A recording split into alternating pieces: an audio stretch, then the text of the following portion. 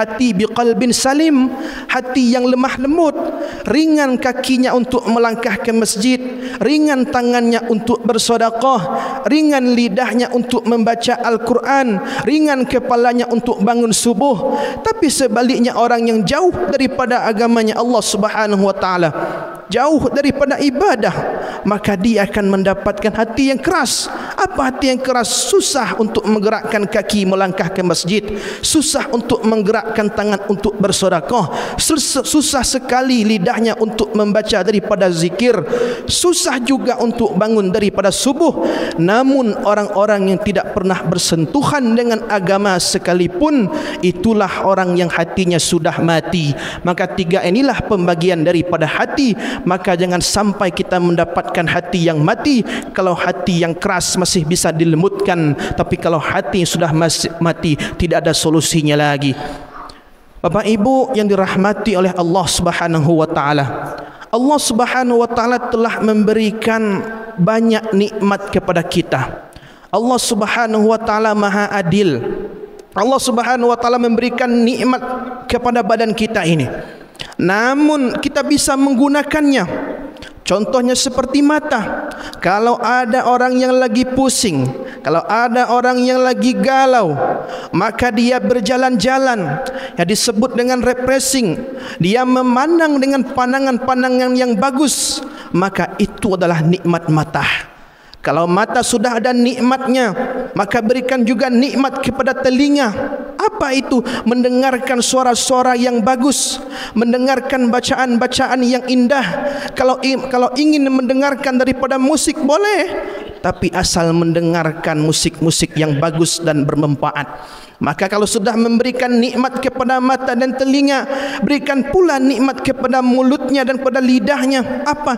Memakan daripada hal-hal yang enak, memakan daripada makanan yang enak. Kalau sudah memberikan nikmat kepada mata dan telinga dan mulut, maka berikan nikmat kepada hidung. Apa? Mencium bau-bau yang harum. Maka inilah disebut dengan sunnah fi'liyah yang dikerjakan oleh Nabi Muhammad SAW. Cincin sunnah, pakai baju putih sunnah, pakai harum-haruman sunnah. Maka kalau sudah memberikan nikmat kepada segalanya, maka berikan nikmat kepada kaki, kepada tangan, melangkah dan melaju. Bapak Ibu yang dirahmati oleh Allah Subhanahu wa taala, orang-orang yang terputus rahmat daripada Allah Subhanahu wa taala, orang-orang yang sering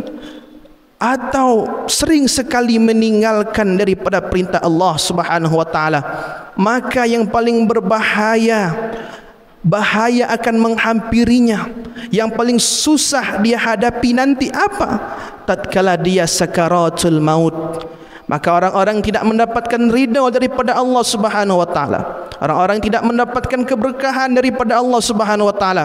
Maka tatkala dia sakaratul maut, maka dia sangat susah sekali di sini.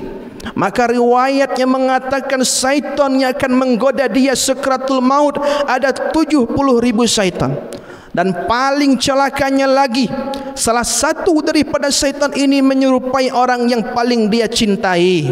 Cinta kepada istrinya, dia akan menyerupai istrinya. Cinta kepada suaminya, dia akan menyerupai suaminya.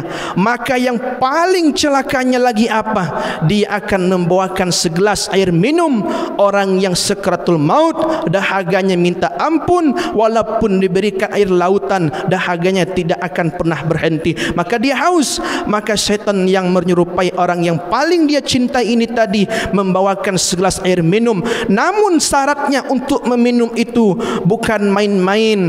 Dia akan mengatakan kepada kita, kita tidak ada imannya, pasti kita akan mengikuti kata-katanya.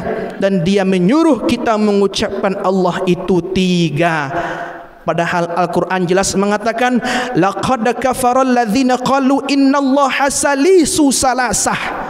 Laqad kafara, sungguh kafir, ya, alladzi orang-orang qalu yang mengatakan Allah itu 3. kafir hukumnya kalau dia mengatakan Allah itu 3. Maka dia akan rugi. Di dunia dia rugi, di akhirat pun dia rugi. Kenapa? Tidak pernah mendirikan keimanan, tidak pernah beribadah kepada Allah Subhanahu wa taala, jauh daripada solat, jauh daripada agama, apalagi dikatakan dengan zikir. Maka jangan sampai kelak kita menjadi orang-orang yang merugi seperti ini. Masyarakat Bapak Ibu yang dirahmati oleh Allah Subhanahu wa taala, maka daripada itu selagi Allah Subhanahu wa taala berikan kesempatan kepada kita, Allah Subhanahu wa taala titipkan nyawa ini kepada kita bukan hanya cuma untuk bermain-main, bukan cuma untuk berpoya-poya, tapi kita disuruh beribadah kepada Allah Subhanahu wa taala. Kita harus ingat, orang-orang yang selalu mengejar dunia, tidak pernah memikirkan daripada akhirat, maka itu adalah lubang kehancuran untuknya. Apakah kita tidak boleh memikirkan dunia? Boleh.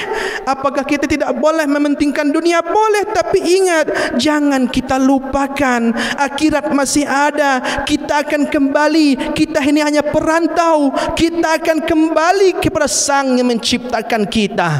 Maka ingat, orang-orang yang tidak pernah memikirkan akhirat, pikirannya selalu ke dunia, itu adalah lubang kehancuran untuknya. Karena orang yang mengejar daripada dunia adalah orang yang mengejar daripada bayangannya sendiri, tidak pernah ia dapatkan. Cukup sekian, terima kasih atas segala perhatiannya. Wallahumma fi ila aqwabit thariq. Ihdinas siratal mustaqim. Assalamualaikum warahmatullahi wabarakatuh.